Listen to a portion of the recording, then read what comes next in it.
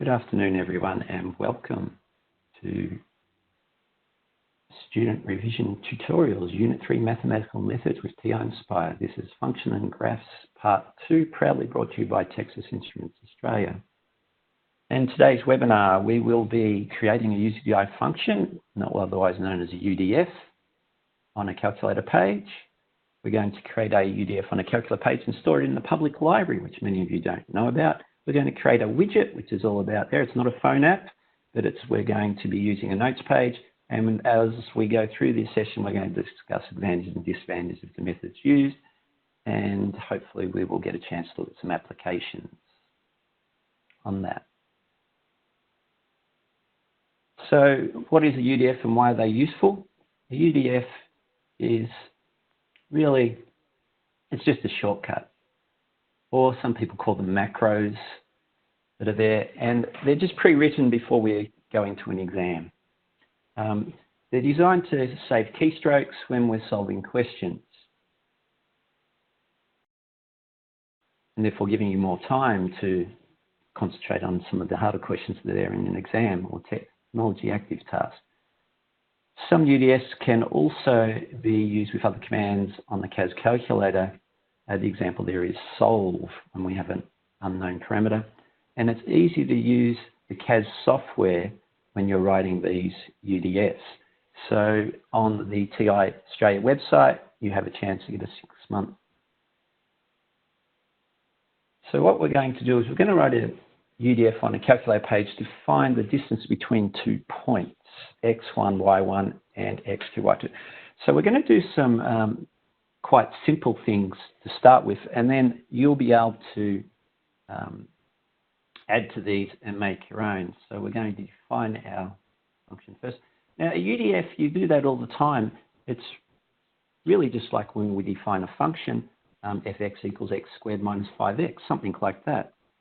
So we're going to go through and define our function, and inside the brackets is the input that we'll have of our 4 points.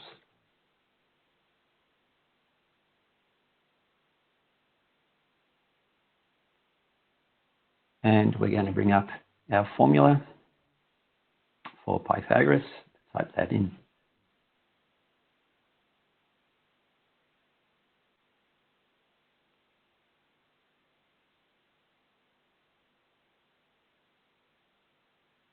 And I've been writing these for quite a while now, and they are quite useful for certain questions, saving a lot of time, and that's the only real reason I got into writing these sorts of things, to help my students at school to do things a lot quicker.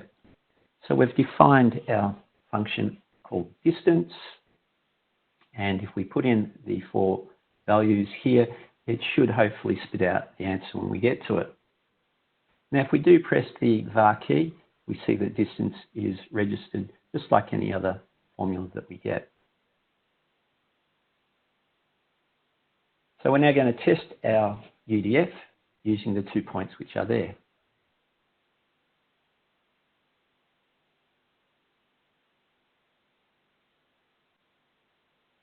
And I just have to type the numbers in, 1, 2, minus 4, 5, and press enter.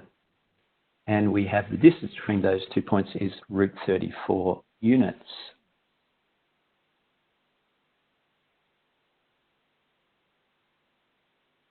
Now, obviously, you wouldn't do that in an exam on the spot. You do this all before you start. So this time, what we're going to do is we're going to slightly modify our distance UDF that we just wrote so that it can be stored in the public library and save the file in the mylib folder with an appropriate name. I wonder how many of you out there have actually used the public library folder before. So this time, the only thing we have to do is add a word. So if we go to menu, actions 1, instead of using define, we're going to go down to the public library here. Oops. That's just my mouse sometimes jumps things out. I'll have to press the numbers on the keypad. So we go 7 library, and then I'm going to do number 5, define libpub. And the only thing it does is it puts the word libpub in. So in order to save time, I'm going to just go and copy that, what we did before, Control C, and then paste it down here. Control V. Okay, and we noticed that dist was already defined because it's bold. So I'm just going to add a little 1 in there and press Enter. Okay, that's all done. Okay, so if we looked at our variables in this file, we have dist and dist1. Now we've got to save this file in the mylib folder with a suitable name with no spaces. The public library must be refreshed, which is doc6 refresh libraries. And we're going to test the dist1 UDF from the public library in a new document called prac1, which is down below. But just before we get there,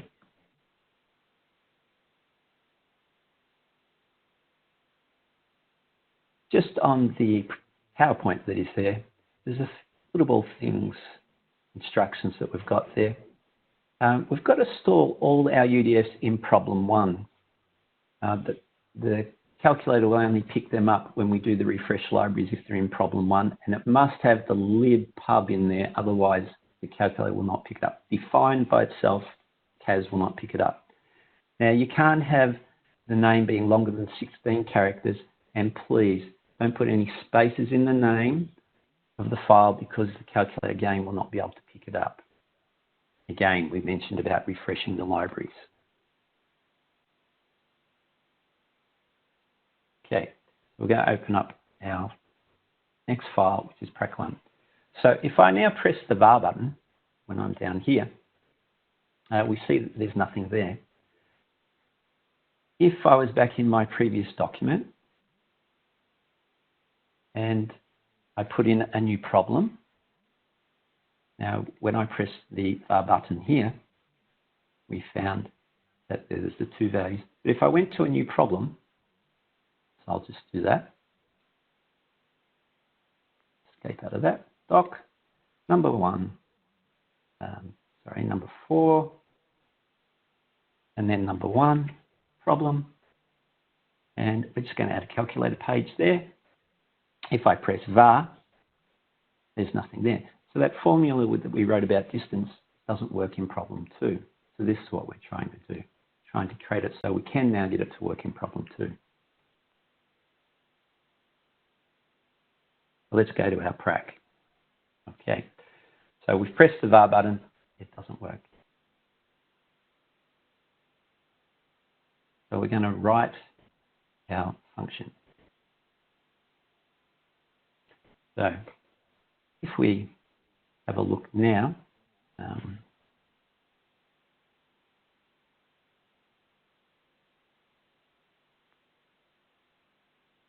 okay, so we're just going to write our function now.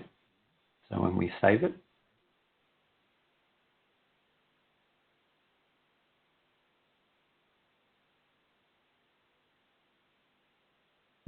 back here just for a minute, we've got that there, all good. Okay, so just missed a slide, so I'm back on the track here. So we're going to save this file in our library function. So let's go through and do that. So file, let's go doc, file, cool.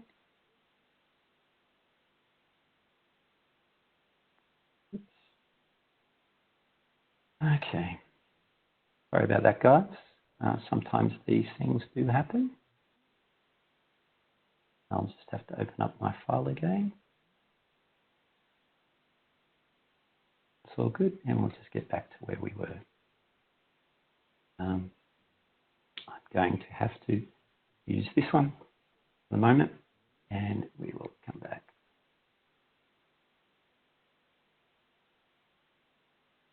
All right.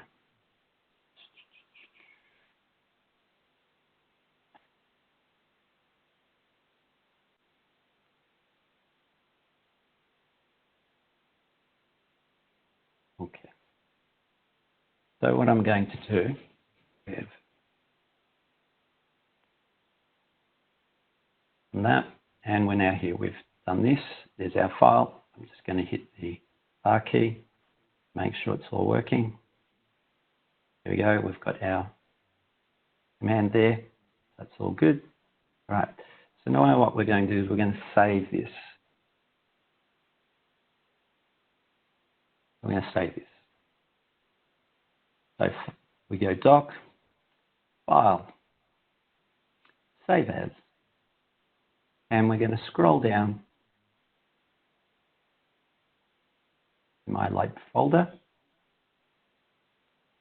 Okay, and I called it before when I saved it mmrev1, so I'm going to just leave that. You call it whatever you think is appropriate. Make sure there are no spaces in that, and it will be all good. I'm just going to cancel out of that since I've already got it saved there.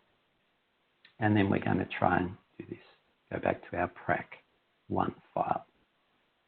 So we're now to test our UDF. So we press the var button, nothing's there. We're going to go to the catalog.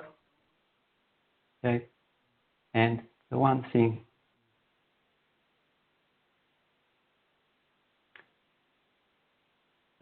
we've got to do is we're going to refresh our libraries, and then we're going to hit the catalog, and there's our mmrev1. Our distance 1 formula is there. We click that. It's come up. I put it in any 4 values that we want, 4, 5, 6, 7. All good. That's there. Done. That's the distance between the points 4, 5, and 6, 7. Move along. Now the distance between the points 2, A and minus 4, 10 is root 85. We're going to find the values of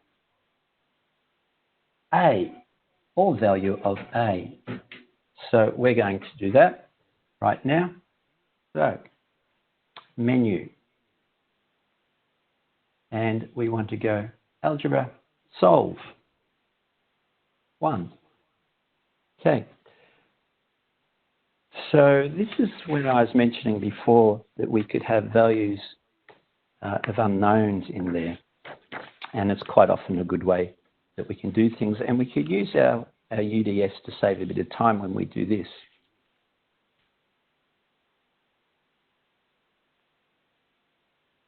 So let's call in our UDF. Catalog, distance formula, and we're going to put in our 4 points, HR2, comma, A, comma minus 4,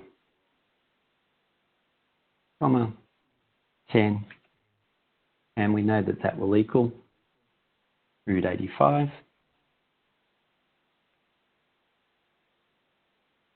And I'll put the equals in shortly, root 85. And we want to solve for the unknown A. Oops, sorry, there's a comma missing in there. And all good. So we have 2 values in this case. So we have A equals 3 or A equals 17 are the possibilities that we could have here. That's all good. Okay, so I'm hoping in the background there you guys are thinking about what else could I put in my public library to help with to do some functions.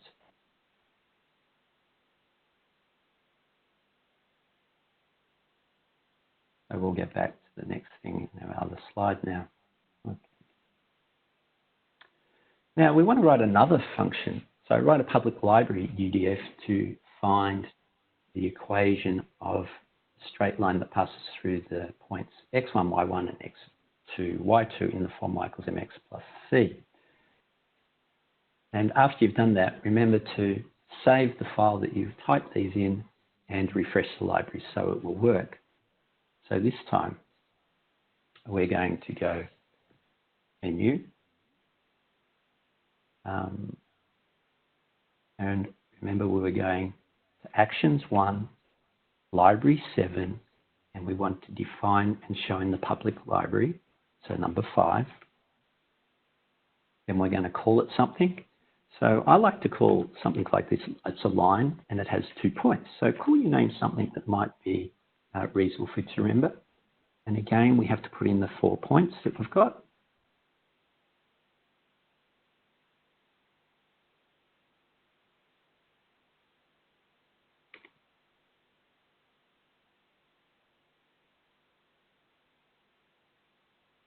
And then equals and solve a new 3 for algebra and 1 for solve.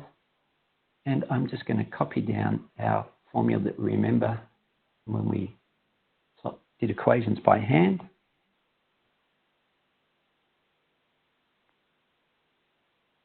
Copy and paste with the Microsoft commands.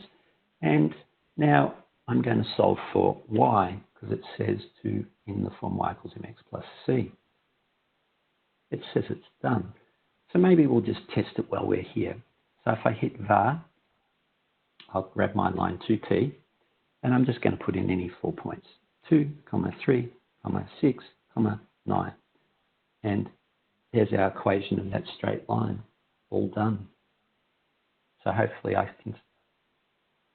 you can see some advantages of doing that. Okay, the next thing we're going to do is we're going to create a widget. Now, a widget is just up to 4 pages that we can store in my widgets folder to find some information, but we do that in a special way. So our task here is to create a widget to find out information about a quadratic function, such as the axial intercepts, turning point, and a sketch of the graph. So we're going to open a new document. So I'm doing this on my computer, so I'm just going to go Control New.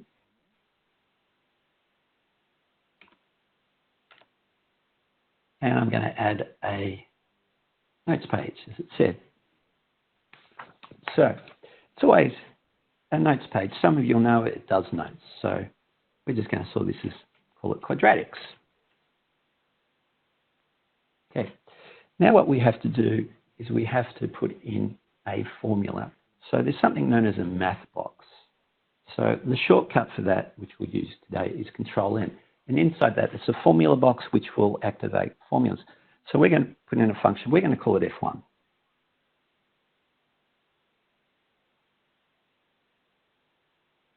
And we'll just put in x squared minus 5x and plus 6. Okay, and let's define that function. One thing we might want to work out is the y-intercept. So if I hit var, it says there's none in there. So what we're going to do, and the reason why there is no var is up here. I should have done a colon equals to, which is the alternative to define. Because define takes up a lot of space. So it says it's done. So now when I hit var, which I recognize that when I press var, I now have F1 there. So we're going to work out the y-intercept. So let's go F of 0. Easy to read off the formula in that form. Another thing we might have to work out is the x-intercepts. So I'm going to use the command zeros menu. Now, when we're in here, we have basically the same menu, but it's down the bottom at number 6.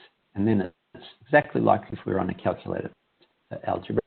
And zeros, number 4. And press var, 1, and x, and comma x.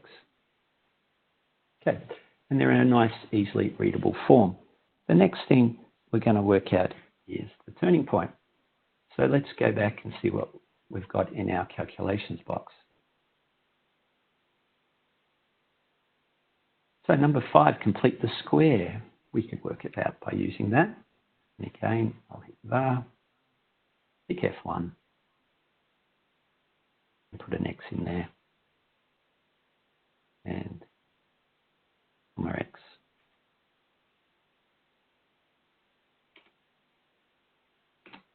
Done. All right. So there's our notes page with some stuff on it. but it's not very meaningful at this stage. So we might go and put in some text to make it a little bit more readable. So I'm going to go enter the rule and leave a space. That's the first thing. Then I'm going to go here and say, now you notice I'm actually in the little red dots around there. I'm actually in the math box. So I'm going to go to the left of that. I'm going to say, this is my y-intercept. Leave a space. And then I'm going to come down and I'm going to go outside the math box and say, this is my x-intercept.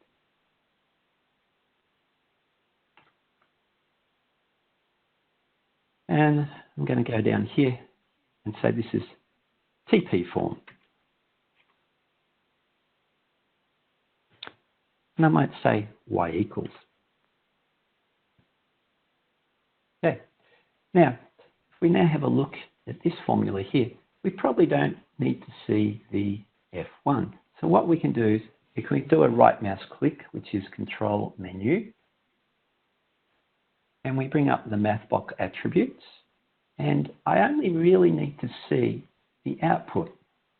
So I'm going to hide the input and press OK. And it still appears that it's there, but as soon as I click outside the box, it disappears. So that's now much easier to read. I'm going to do the same here. So right mouse click, math box attributes, I'm going to hide the input, and then I'm going to press OK. Click outside, it's gone. I'm going to do the same here. Attributes, hide it, and OK. The other thing I like to do is, so that I know what I'm allowed to touch, I like to put just a dashed line in between what I type in and what the CAS does. Now there's lots of other things you can do here. You could, if you wanted to, change the color of the text, format the text, and make it bold if you want, etc. Change the colors, but that's not what we're going to do today. We can do it at another stage. Now, what we have to do is save our widget. So it did say in our instructions, we also had to draw a graph. So we're going to put in a graphs page before we save it. So Control-I, and put a graphs page. And you notice it went to F2. If I go back, I actually called my function F1, so automatically put the rule there, and all I have to do is click it, press enter, and it activates it and draws it. So there's my graph automatically drawn. I'm going back to page 1. Now, what I wish to do now is group page 1 and page 2 together. So, doc, page layout, number 7 is group. That puts them all together on one page. Now I'm going to save this as a widget in my widgets folder. So menu, or actually doc. I'm going to go save as. So first file and save as number 5. And I'm going to scroll down until I see my widgets folder. I'm going to open that. And I'm going to call it quad. I've already got one that I tried before, but we'll call this quad. Okay, and we're going to save. Now you don't have to refresh the libraries or anything like that this time. So that's all done. So we're going to leave that now.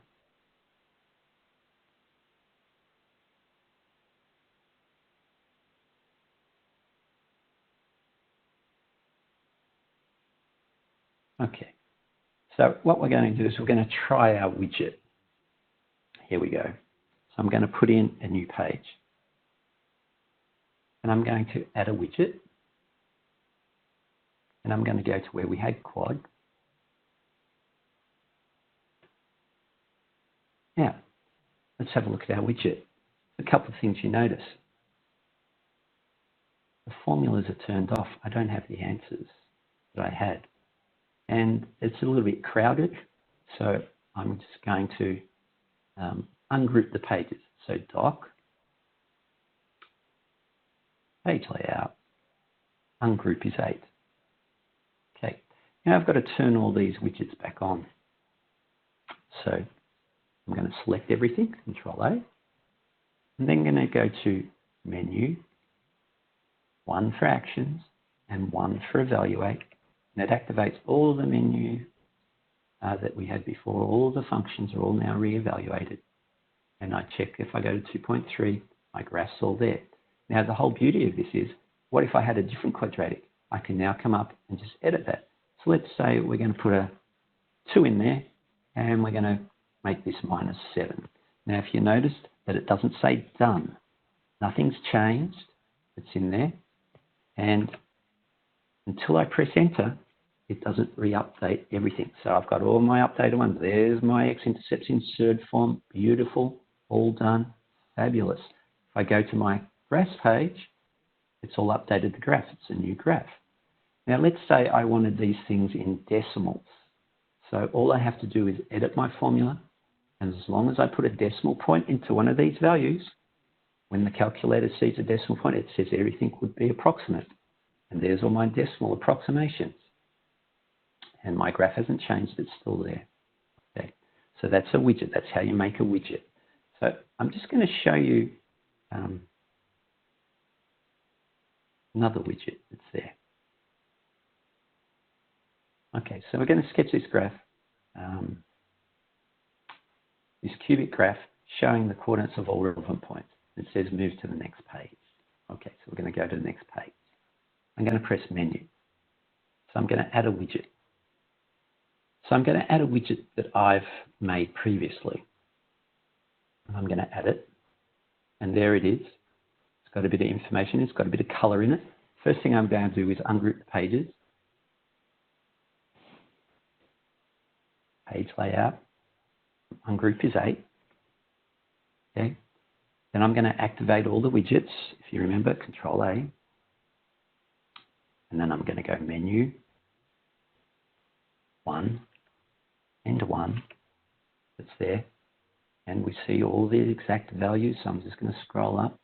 Got the points of inflection in there as surds. Got all the stationary points in a nice, neat fashion where we can read them all off. And we've got the x-intercepts there in surds. And there's function that's we've got up the top for this one that was there, but that wasn't the function that we had to enter. So we're going to go back to here. So to save time, I'm just going to copy this part here.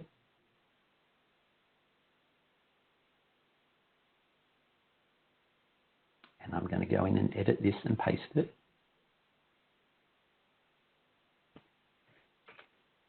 That's all turned off. Now, nothing's changed yet until I press enter. And there it is, it's all updated nicely. I've typed in this and I can see, I haven't hidden the input on this one because I want to make sure I've updated and I get this lovely green color. And if I scroll down, there's all the information that we got from when we did the functions one. That's all instantaneous there. We don't have to go and do it separately. And again, if I wanted the decimals of these, I just go into one of these values up here and I put a decimal point and then press enter, and then they're all decimals. So if you attended functions part 1, you can see that that would be useful. It's got all that information that I wanted all in one step, pull in a widget and then go on and do that and get all your graph information in one step. And the beauty of this also is that we have a picture of the graph, which all we have to do now is just get it to fit on the screen. And we'll just take a guess at -40 perhaps, down there. And there's our graph. We might make it a little bit neater so when we sketch this up that scales look all good. So I'm going to change the top one up there. And there's our graph. And all we have to do is copy this down onto the answer sheet and then copy across the answers that we've got, scrolling back from the calculator to the exam paper or the assessment task. And that looks all good. Now, this recording will be available, and I guarantee you'll have to stop it and pause it and then rewind again, go back and check what's going on. Please make sure that you have a read through the document. You've got the PowerPoint that's there. It's got a few extra instructions in that. It's got some extra files, and you can do a lot of other things with this. You saw back here I have the matrices listed here. If you want to know how that was done, there's a little bit of code to do in there, but you've got this. So any of these, if you want to see the code, that looks very hard to do. It doesn't need to be that involved, but you can check out the code with all of them. And if you are, or you do want to see more about how to do these things, please send TI some information. We'll see what we can do about that. So thank you for tuning in today. I'd like to thank the panelists that are in the background, answering all your questions. And please, if you've got any last questions, please ask them now before we finish up. Thank you and have a great afternoon.